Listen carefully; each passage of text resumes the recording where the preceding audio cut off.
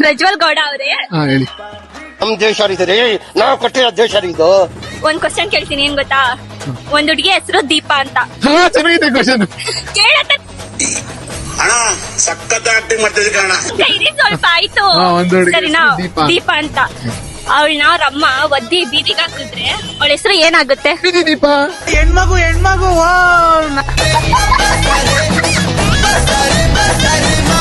ನನ್ ಕ್ವಶನ್ ಹೇಳಿ. ಏನ್ ಗೊತ್ತಾ? ಕ್ವಶನ್ ಮರ್ತೋಯ್ತು ಕಣು.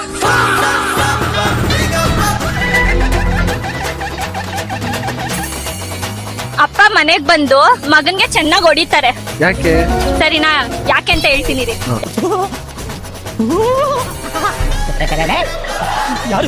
ಯಾಕಂದ್ರೆ ಅವ್ರು ಕುಡ್ದಿರ್ತಾರೆ.